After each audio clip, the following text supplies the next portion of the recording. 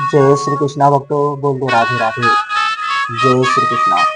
सच्चिदानंद रूपाया हेतु तत्र विनाशाय श्री कृष्णा वयमो नमः। वक्रतुंडा महाकार्य सूर्यकोटि संप्रभा निर्विघ्ने देवे सर्वतोषु सर्वदा। भक्तों, ओम श्री गणपते नमः। ओम श्री सरस्वती नमः। ओम श्रीमन्नारायण नमः। भक्तों राधे राधे। जय श्री कृष्णा भक्तों, जय जय राधे। आज की भागवती गंगा प्रवाहित हो रही है। आप लोग इस प्रवाहित गंगा में गोता लगाएं भक्तों। राधे राधे। जय श्री कृष्णा भक्तों। गंधारी और धृतराष्ट्र का शादी कैसे हुआ भक्तों? एक बार विश्व पितामह भीष्म पितामह गंधारी से विवाह करने के लिए गंधार नरेश के पास जाते हैं। उसके बाद गंधार नरेश से बोलते हैं कि तुम मेरे के यहाँ शादी कर दो। तो गंधार नरेश बड़े खुश होते हैं। ये रे शादी तो बिना खोजे आ रहे हैं। कोई बात तो बड़े खुश होते हैं। बड़े धूमधाम से स्वागत होता है। स्वागत होने के बाद भक्तों भीष्म पितामह के जलपान कराया जाता है। उसके बाद बैठते हैं। बैठने के बाद स्थिति जब बताने लगते हैं, धृतराष्ट्र के बारे में कहते हैं, वो सिर्फ एक कमी है कि उन्हें दिखता नहीं है। तब तक गंधार नरेश कहता है कि हमारी बहन इतनी सुंदर, मेरी लड़की इतनी सुंदर, जो कि मैं अपनी लड़की के अंधे के साथ शादी कर दूं, अंधे के साथ शादी कर दूं। उसके बाद इन लोग को कहते हैं तुम लोग चले जाओ। उसके बाद भीष्म पितामह का अपमान होता है। भीष्म पितामह आते हैं। उसके बाद भीष्म पितामह कहते हैं, रे जो गंधार नरेश हमें अपने घर से भगाया, इस सारे को पकड़ो। सारे गंधार नरेश के लोगों को जेल में डाल देता है। और जेल में डालने के बाद भक्तों वही गंधारी के दिया धृतराष्ट्र से करा दिया जाता है। और जब धृतराष्ट्र से शादी हो जाती है, अरे गंधारी कहती जब मेरे भाग में अंधा लिखा है तो मैं अब इन्हीं के साथ रहूंगा। वो भी पट्टी लेती है और अपने आंखों में बांध लेती है। बांधने के बाद भक्तों फिर क्या होता है सुनो। गंधार नरेश कहा जब कि मेरी लड़की अंधे के साथ एक ये जबरदस्ती शादी जरूर मैं ले लूंगा बदला। और गंधार नरेश वही कहता है कि मैं बदला जरूर लूंगा। जब इन लोग को ले जाके जेल में डालता है ना भक्तों, जेल में डालने के बाद इन लोग को खाना तक नहीं देते। लोग सारे गंधार नरेश के लोग मरने लगते हैं। और शकुनी और गंधार नरेश देखते रहते हैं और सोचते हैं कि हमारे साथ कितना अपमान हो रहा है। अगर किसी के साथ अपमान कर रहे हो ना कोई जन्म जरूर लेता है बर्बाद करने का। यही कारण हुआ भक्तों। उसके बाद जब सारे मरने लगते हैं तो फिर क्या होता है, उनको देखा नहीं जाता, रोने लगते हैं। तो एक बार गंधार नरेश अपने पुत्र शकुनी को बुलाता है कि बेटा इधर आओ। जो बेटा आता है कहता है कि बेटे, एक पैर खींच मारता है, उनका पैर टूट जाता है। शकुनी का बोलता है पिताजी आपने एक चीज क्यों कर दिए? बोलते हैं बेटा देख, मैंने इसलिए किया कि जब तुझे याद रहेगा कि तुझे बदला लेना है।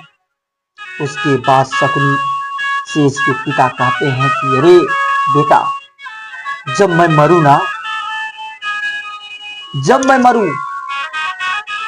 तो मेरी हड्डी का पासा तो जरूर बनवा लेना, और यही पासा सारे कौरवों का नाश करेगा।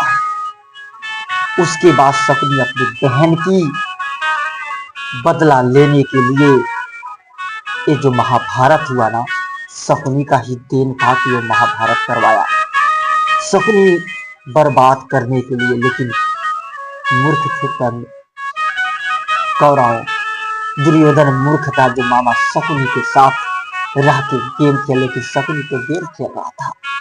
शकुनी तो बर्बाद करने के लिए बैठा था कि मैं धृतराज को बर्बाद कर दूंगा। मेरी बहन का अपमान किया है, मेरी बहन के साथ जबरदस्ती शादी हुई है, इसीलिए शकुनी ने बदला लिया। महाभारत इतना हुआ, इसीलिए जबरदस्ती किसी के साथ न करे। तभी उसने जुआ करवाया, और जितना जुआ पांडव और कौरवों में खेला जाता था, सारा कौरवों को पक्ष होता था, वही हड्डी का पासा। और वो शकुनी मानता ही नहीं था कि मैं इसी पासे से होगा, लेकिन एक बार कहे नहीं दूसरा पासा आएगा, बोले नहीं होगा तो इसी पासे से चाल खेलते हैं। और लेकिन पांडव जुआ खेलना नहीं चाह रहे थे, ये तो धृतराज ने बोला कि चलो कोई बात नहीं है, खेलना पड़ेगा। इन्हीं की बात मान के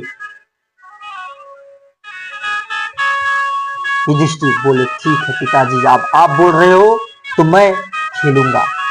और खेलने का ही जरिया कि महाभारत हुआ। महाभारत बर्बादी इसी के कारण आई। इसीलिए अगर किसी का आप अपमान कर रहे हो, ना कोई आपको बदला लेने के लिए जन्म जरूर लेगा भक्तों। इसीलिए मैं कहता हूँ किसी के अपमान ना करें, किसी के छोट बड़ा समझने की कोशिश मत करें। हो सकता है वो कभी ना करे, तुमसे बड़ा भी बन सकता है और तुमसे आगे जा सकता है, क्योंकि इंसान का जीवन कब बदल जाए कोई भरोसा नहीं। कर्म ही पूजा, कर्म प्रधान विश्व धनदाता, जो जैसा करे वैसा फल चाखा। भक्तों, कर्म के हिसाब से इंसान का जीवन बदलता है, कर्म ही सबसे बड़ी चीज होती है। परमात्मा तो हर किसी के साथ है, साथ तो सत्य का ही देता है ठाकुर। भक्तों, इसीलिए जीवन में जीवन मिला है तो अच्छे कर्म करके जाना, नहीं तो बार बार इस संसार में जीवन कभी नहीं मिलेगा। 84 के चक्कर में फंसे रहोगे तो जीवन बर्बाद हो जाएगा, क्योंकि इस माया से हट के तेरे भगवान में अपना मन लगा दो, जीवन धन हो जाएगा। ये मन बुद्धि सब शांत होती है भगवान के नाम लेने से, भगवान की भक्ति करने से। लेकिन हम लेते कहाँ हैं, हम कहाँ भगवान की भक्ति करते हैं। भगवान आपको आगे बढ़ाने की कोशिश करेगा, भगवान कभी आपके साथ बुरा नहीं करेगा। जब आप किसी के साथ बुरा नहीं करोगे तो ठाकुर कभी आपके साथ बुरा नहीं करने वाला। जब आप किसी का बुरा करोगे ना तो भगवान बुरा करेगा, क्योंकि आप किसी के कुआं खोद रहे हो तो तुम्हारा कुआं तैयार ठाकुर करता है, क्योंकि उसका चक्र नाच रहा है, सबको देख रहा हो कौन क्या कर रहा है, कौन अच्छा कर रहा है, कौन बुरा कर रहा है। इसलिए अच्छे कर्म के मार्ग पे चल जाओ, अच्छे कर्म के मार्ग पे चलोगे तो जीवन सफल जरूर होगा। इतना मैं आपको लिख के देता हूँ। अगर आपको कोई दिक्कत हो रही हो, कोई परेशानी हो रही, अगर आप सत्य हो तो ठाकुर को बुला लो। ठाकुर देख मैं कोई गलत नहीं कर रहा, भगवान के भरोसे अपने आप को छोड़ दो, भगवान हिसाब लेगा, हिसाब वो लेगा। अगर आपसे नहीं हो रहा है, अगर कोई भक्तों, अगर कोई इंसान आपको परेशान कर रहा हो, आपको कोई परेशानियां ज्यादा आ रही हो, तो ठाकुर के चरण में आप चले जाओ, बोल दो हे कृष्ण, हे बांके बिहारी, देख मेरे से कोई अपराध नहीं हो रहा, लोग हमें परेशान कर रहे हैं, अब तू देख। और तुम्हें भगवान के ऊपर छोड़ दो, उन्हें भरोसा जीना छोड़ दो, और उन्हीं के भरोसे तुम जियो, देखो तुम्हारा जीवन सफल हो जाएगा। तुम अच्छे अच्छे मार्ग पे चलने लगोगे और कोई तुम्हारा बाल बांका नहीं कर पाएगा। संसार तो माया है, ये संसार चाहती है कि हम सुखी हो जाएं। अरे संसार में सुख होता तो मिलता नहीं, सुख भक्तों कहीं नहीं है, इस संसार में सुख ही नहीं है। सुख कितना भी आप खोज लो, हर जगह दुख उठाना पड़ता है भक्तों, दुख हर जगह है, सुख तो अपने अंदर है। सुख जब चाहो तो सुख आप अपने अंदर आनंद अपने जीवन को कर सकते हो, नहीं तो आप दुखी ही दुखी जीते रहो, कोई आपको रोक नहीं पाएगा। इस संसार मिला है मुस्कुरा के जीने के लिए भक्तों, हंस के मुस्कुरा के हर हाल में जियो, देखो जीवन मस्त चलेगा। ये माया मोह के चक्कर ज्यादा, हमें धन धन धन धन, ज्यादा धन जो करता है ना उसका निधन की पारी जल्दी आती है, इसलिए धन ज्यादा मत करो। धन जो भाग्य में होगा वो भाग्य के आएगा, और भाग्य के भरोसे मत बैठो, लेकिन कर्म करो और भाग्य में जो आएगा आपको मिलेगा, वो कोई रोक नहीं सकता भक्तों। बोलो राधे राधे, जय श्री कृष्ण।